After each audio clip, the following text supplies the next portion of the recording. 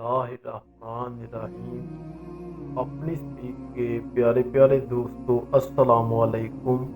ناظرین محترم، میں آج آپ دوستوں سے حضرت موسیٰ علیہ السلام کی پیدائش کا واقعہ بیان کروں گا۔ تمام نئے آنے والے دوستوں سے گزارش ہے کہ چینل کو سبسکرائب کر دیں اور ویڈیو کو لائک کر دیں تاکہ اگلی نئی آنے والی ویڈیو آپ دوستوں تک پہنچتی رہے۔ ایک رات فرعون نے ایک خواب دیکھا کہ شام کی طرف سے ایک آگ آئی اور اس آگ نے تمام گھروں کو جلا ڈالا، جبکہ بنی اسرائیل والے لوگ محفوظ رہے۔ دہشت کے عالم میں بیدار ہونے کے بعد فرعون نے تمام کاہنوں اور نجومیوں کو جمع کر کے اپنا خواب بیان کیا۔ نجومیوں نے اسے بتایا کہ بنی اسرائیل میں ایک بچہ پیدا ہوگا جو فرعون کی بادشاہت کو ختم کرے گا۔ بنی اسرائیل کے یہاں بھی شروع سے ہی یہی بات مشہور تھی، لہٰذا اس خواب کے بعد وہ مزید فکر مند ہو گئے اور اس نے حکم جاری کر دیا کہ بنی اسرائیل میں پیدا ہونے والے تمام لڑکوں کو قتل کر دیا جائے۔ اس کے حکم کے مطابق فرعون کے حواری اور اس کے سپاہیوں نے ہر ممکن قدم اٹھایا تاکہ کوئی بھی نامولود لڑکا زندہ نہ بچ پائے، لیکن اللہ کے فیصلے الٹ ہوتے ہیں۔ دیکھتے ہی دیکھتے بنی اسرائیل کے ہزاروں نامولود بچے ذبح کر دیے گئے۔ ان دنوں حضرت موسیٰ علیہ السلام کی والدہ اپنے حمل کے ابتدائی دنوں میں تھی۔ اللہ نے ان کی حفاظت کا سامان اس طرح فرمایا کہ ان کی والدہ پر معمول کے مطابق حمل کے آثار ظاہر نہیں ہوئے، جن سے آپ فرعون کی چھوڑی ہوئی دائیوں کی نگاہوں میں نہ آئیں۔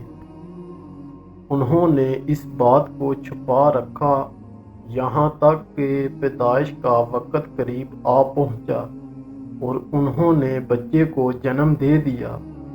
اس بارے میں سوائے قریبی لوگوں کے کوئی اور نہیں جانتا تھا۔ نجومیوں نے فرعون کو اطلاع دی کہ بچہ پیدا ہو چکا ہے۔ اس اطلاع نے فرعون کو بدحواس کر دیا۔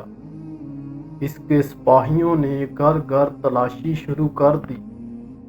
حضرت موسیٰ علیہ السلام کی والدہ سخت پریشان تھی۔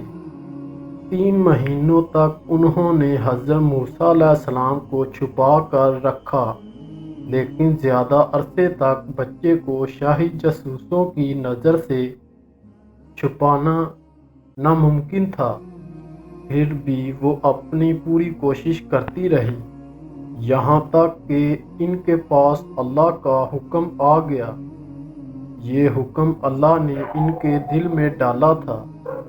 حضرت موسیٰ علیہ السلام کی والدہ کے دل میں خیال آیا کہ تابوت کی طرح ایک صندوق بنایا جائے اور اس بچے کو اس صندوق میں رکھ کر دریائے نیل کے بہاؤ پر چھوڑ دیا جائے۔ حضرت موسیٰ علیہ السلام کی ماں نے اللہ کے حکم کے مطابق بچے کو صندوق میں رکھا اور دریا میں چھوڑ دیا۔ ساتھ ہی موسیٰ علیہ السلام کی بہن سے کہا کہ تم اس کے پیچھے پیچھے چلتی جاؤ۔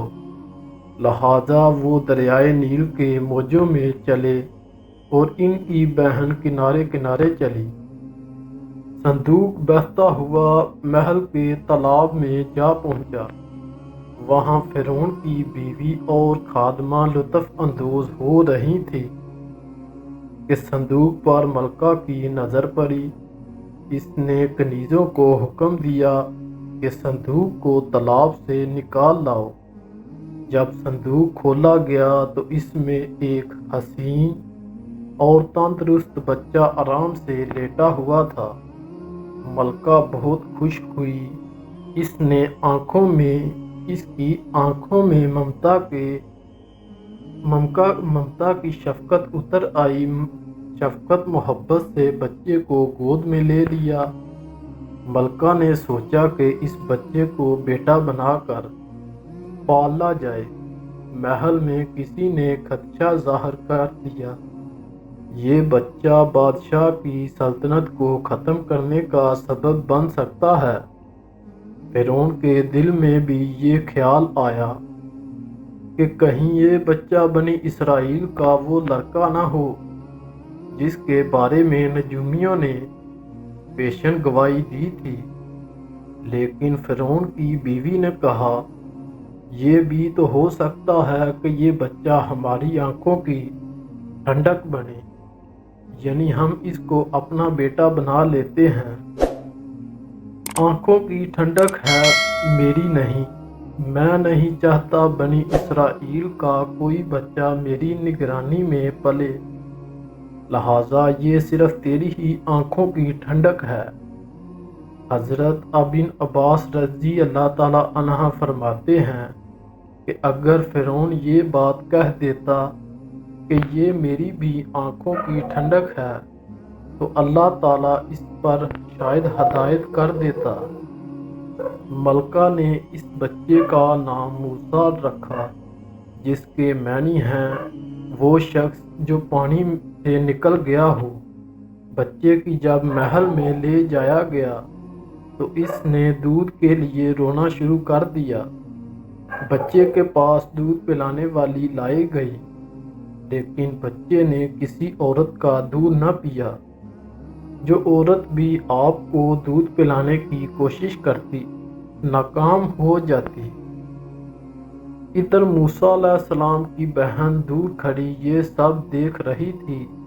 موسیٰ علیہ السلام کی بہن نے فرعون کی بیوی سے کہا، کیا میں تمہیں ایسا گھر نہ بتاؤں جو اس بچے کی تمہارے لیے پرورش کرے اور اس بچے کی خیر خواہ ہو، اس لیے کہ وہ ایک غریب گھرانہ سے ہے۔ جب انہیں معلوم ہو گیا کہ یہ بچہ فرعون کے گھر سے آیا ہے تو انہیں انعام و کرام ملنے کی امید رہے گی۔ اس گھر میں نیک سیرت خواتین ہے، وہ اس بچے کو بخوش دودھ پلانا قبول کرے گی۔ فرعون کی بیوی نے کہا، چلو ٹھیک ہے۔ لہٰذا آپ کی بہن انہیں گھر لے کر آئی۔ محترمہ نے بچے کو دودھ پلایا تو آپ نے فوری دودھ پینا شروع کر دیا۔ اب چونکہ بچے نے کسی اور کا دودھ پینا قبول نہ کیا تھا، اس لیے وہ خود بچے کو لے کر آتی تھی۔ اس طرح موسیٰ علیہ السلام کی والدہ کا بے حد احترام ہونے لگا۔ یوں حضرت موسیٰ علیہ السلام شاہی محل میں پرورش پا کر جوان اور توانا ہو گئے۔ لہٰذا اللہ نے آپ کو نبوت کا منصب پر فائز کیا۔ آپ نے بنی اسرائیل کو فرعون سے آزادی دلائی اور مصر سے نکل گئے۔ فرعون بنی اسرائیل کو ختم کرنے کے لیے لشکر لے کر روانہ ہو گیا۔ جب بنی اسرائیل بحر احمر کے قریب پہنچے تو اللہ نے ان کے لیے دریا کے بیچ سے رستہ نکال دیا۔ وہ اپنے لشکر کو سمیت اپنے اس سمندر سے گزرا اور غرق ہو گیا۔ ناظرین محترم، امید کرتا ہوں کہ آپ دوستوں کو میری ویڈیو اچھی لگی ہوگی۔ اگر ویڈیو اچھی لگے تو چینل کو سبسکرائب کر دیں اور ویڈیو کو لائک کر دیں تاکہ آپ دوستوں تک میری اگلی ویڈیو جلدی سے جلدی پہنچ جائے۔ تب تک کے لیے مجھے دیجیے اجازت۔ آپ کا دوست جبار الحسن، ملتا ہوں نیکسٹ ویڈیو میں۔ تب تک کے لیے خدا حافظ۔ اللہ آپ کا نگہبان ہو۔